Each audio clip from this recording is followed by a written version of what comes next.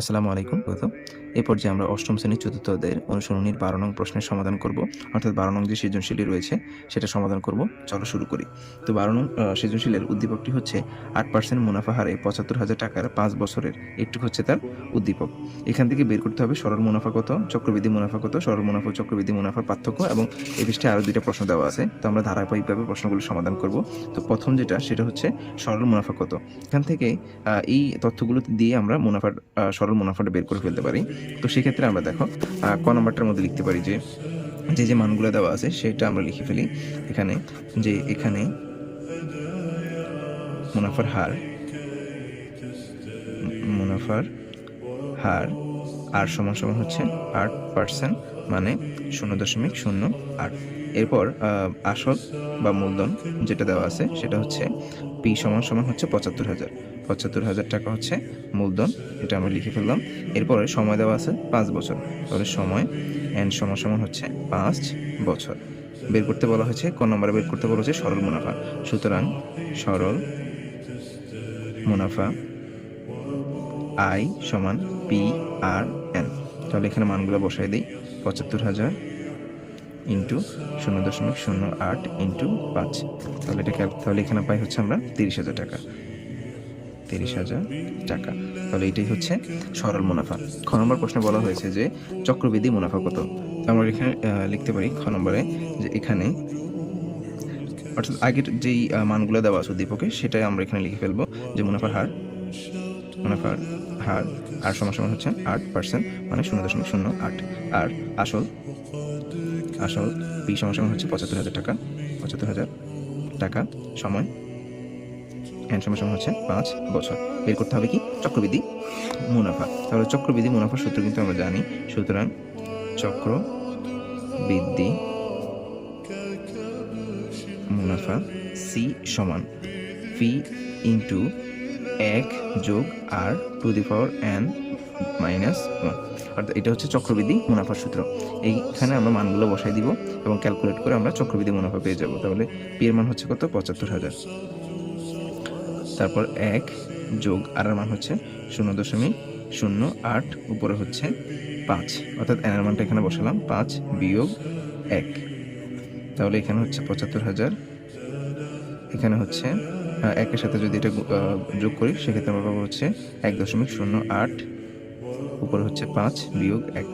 তাহলে এখানে দেখো, এখানে হচ্ছে ৭৫,০০০ ইন্টু ১.০৮ টু দি পাওয়ার ৫। সেক্ষেত্রে আমার পাই হচ্ছে ১.৪৬৯৩ সামথিং, আরও কিছু মান আছে। এখান থেকে আমরা কী করবো, ১ বিয়োগ করে ফেলবো, তাহলে -1। সেক্ষেত্রে আমরা পাই হচ্ছে এখানে ০.৪৬৯। এরপর অনেকগুলো মান আছে, জাস্ট ৩ পর্যন্ত রাখলাম। তাহলে এটার সাথে যদি আমরা গুণ করি ইন্টু ৭৫,০০০, সেক্ষেত্রে আমরা পাই হচ্ছে ৩৫,১৯৯.৬০৫৭৬, এটা পাই। এখানে একটা জিনিস তোমাদেরকে বলে রাখি, সেটা হচ্ছে এই যে আমরা এখানে এই যে মানটা লিখছি না, এই অল্প কয়টা মান লিখছি, এই মানের ক্ষেত্রে এখন যদি আমরা এটাকে এটার সাথে গুণ করি, দেখো আমরা যদি ৭৫,০০০ ইন্টু এখানে যে মানটা লিখছি ০.৪৬, তারপর হচ্ছে ৪৬৯৩, এটা লিখলে দেখো কত আসে, ৩৫,১৯৭। এখানে কত ছিল, ৯৯, এখানে আসছে কত, ৯৭। তো এটা তারতম্য করতে পারে, আমরা এখানে যে অল্প কয়টা মান নিয়েছি এর কারণে। তো এখানে মান লেখার ক্ষেত্রে আমরা অল্প কয়টা মান লিখবো, আর গুণ করার ক্ষেত্রে সম্পূর্ণ মান দিয়ে গুণ করে ফেলবো। তো এটা ছাড়া যদি আমরা এটা দ্বারা গুণ করে যে মানটা পাইছি এটা লিখলেও কোনো সমস্যা হবে না।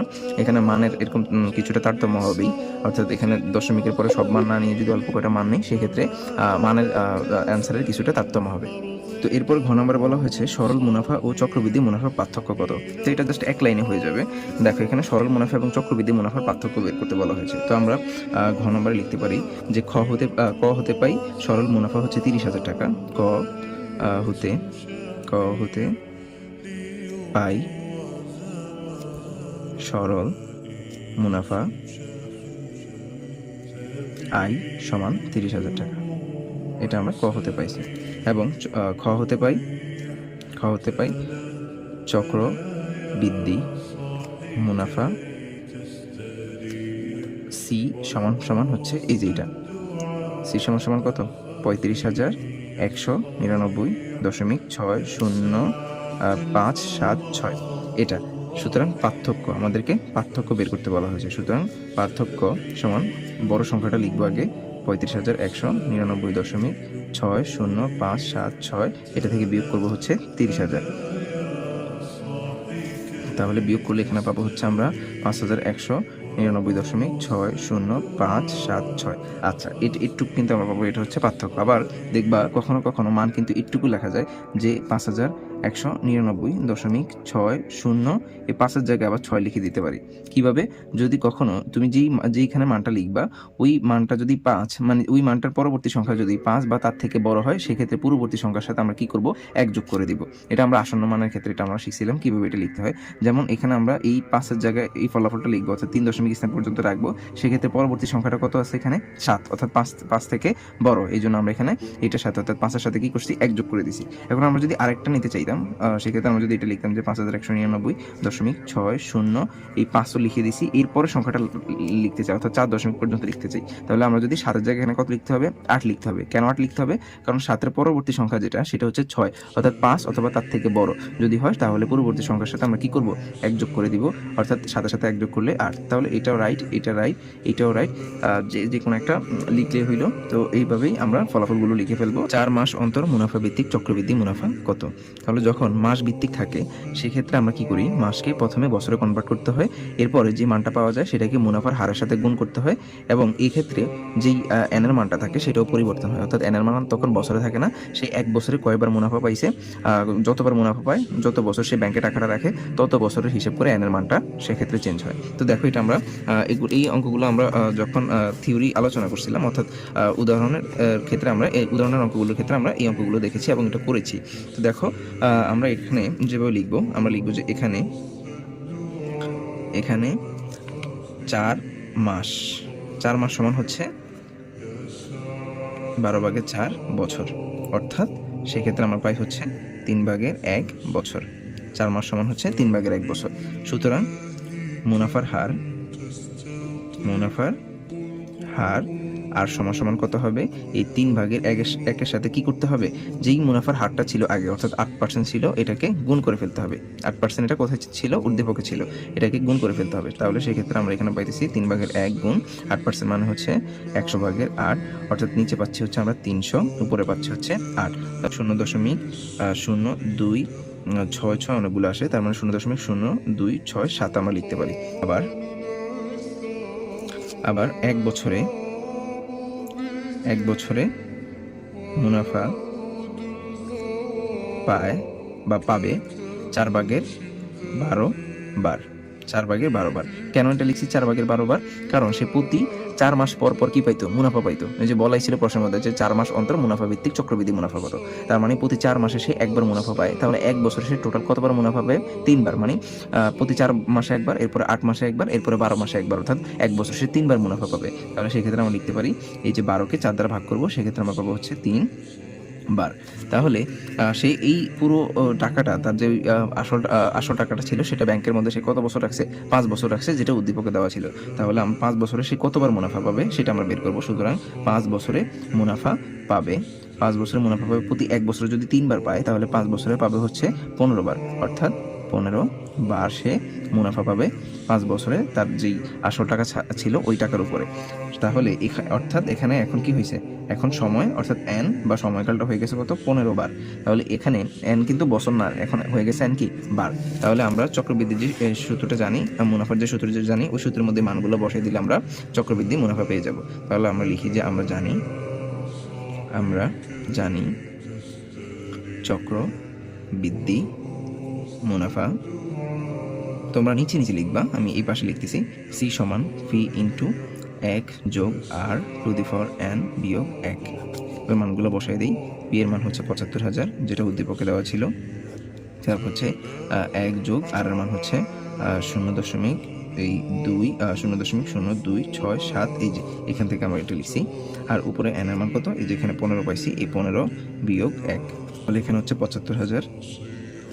আর এখানে যদি এটাকে ক্যালকুলেট করি, 1 যোগ 0.0267, তাহলে এখানে হচ্ছে 1.0267 টু দি পাওয়ার 15 বিয়োগ 1, সেক্ষেত্রে আমরা এখানে পাই হচ্ছে, এটা সরাসরি লিখে ফেলতেছি, এখানে পাই হচ্ছে 0.4475, আরও কিছু মান আছে একটু কাটলাম, সমান ইন্টু ৭৫,০০০ টাকা, ৭৫,০০০, সেক্ষেত্রে আমরা পাই হচ্ছে এখানে ৩৬,৩৫৬.২৭৪৭১ এত। তাহলে এটাই হচ্ছে চক্রবৃদ্ধি মুনাফা।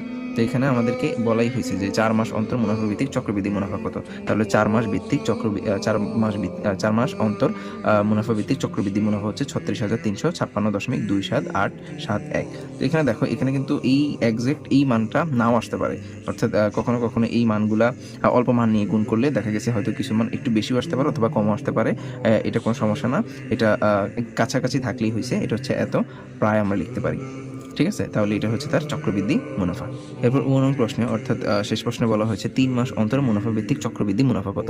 এটা জাস্ট আগের প্রশ্নটাই, জাস্ট এখানে 4 মাস জায়গায় এখানে 3 মাসের কথা বলা হয়েছে। তো এটা আমরা আগেরটার মতো আমরা করে ফেলবো। এটা হচ্ছে 9 এখানে আমরা লিখবো যে এখানে 3 মাস সমান হচ্ছে কত, 12/3 বছর, 12/3 বছর মানে হচ্ছে 4/1 বছর। সুতরাং মুনাফার হার এই 4/1 সাথে কি করতে হবে, 8% গুণ করে ফেলতে হবে, অর্থাৎ 4/1 গুণ 100/8। সেক্ষেত্রে উপরে পাচ্ছি হচ্ছে 4 × 4, 4 × 2 = 8, 2 × 2 = 50, 2 × 100, অর্থাৎ উপরে পাচ্ছি হচ্ছে 1, নিচে পাচ্ছি হচ্ছে 50, অর্থাৎ 1কে 50 দ্বারা ভাগ করলে হচ্ছে 0.02 হয়। একটু চেক করে নেই, 1/50, হ্যাঁ 0.02। আবার 1 বছরে মুনাফা পায় হচ্ছে 12কে ভাগ করব 3 দ্বারা, কারণ সে 3 মাস অন্তর মুনাফা ভিত্তিক সেটা চক্রবৃদ্ধি মুনাফা পাবে। তাহলে এখানে হচ্ছে 12কে 3 দ্বারা ভাগ করব, সেক্ষেত্রে আমরা পাবো হচ্ছে এতবার সমান হচ্ছে 4 বার, অর্থাৎ সে 1 বছরে 4 বার মুনাফা পাবে। আর ব্যাংকে টাকাটা জমা রাখছিল হচ্ছে 5 বছর, তাহলে 5 বছরে মুনাফা পাবে হচ্ছে সমান 4 গুণ 5 বার সমান হচ্ছে 20 বার। এখন n এর মানটা চেঞ্জ হয়ে গেছে, অর্থাৎ n সমান হচ্ছে 20 বার। তাহলে n এর মান আমরা পেয়ে গেছি। এই n এর মানটা, অর্থাৎ এই সবগুলো মান এখন আমরা কি করব, চক্রবৃদ্ধি মুনাফার যে সূত্র আছে এখানে বসাই দিব। তাহলে আমরা জানি, এখানে লিখলাম যে আমরা জানি চক্রবৃদ্ধি মুনাফা C সমান ফি ইন্টু 1 যোগ r⁴n-1। মানগুলো বসাই দিই। C সমান পি এর মান হচ্ছে কত, ৭৫,০০০, ইন্টু 1 যোগ আর এর মান হচ্ছে 0.02, উপরে n এর মান হচ্ছে কত, 20 বিয়োগ 1। তাহলে এখানে আমরা পাই হচ্ছে ৭৫,০০০, আর এখানে যদি এটা ক্যালকুলেট করি, এখানে হচ্ছে 1 যোগ 0.02, তাহলে পাই হচ্ছে 1.02। এটা পাওয়ার হবে 20, সেক্ষেত্রে এই মানটা পাই, এখান থেকে বিয়োগ করবো 1, তাহলে এখানে পাই হচ্ছে 0.4859, এখানে 5 লিখে ফেলতে পারি, একটু রাখলাম, ইন্টু ৭৫,০০০। তাহলে এখানে পাচ্ছি হচ্ছে আমরা ৩৬,৪46.0547। তাহলে এটাই হচ্ছে চক্রবৃদ্ধি মুনাফা।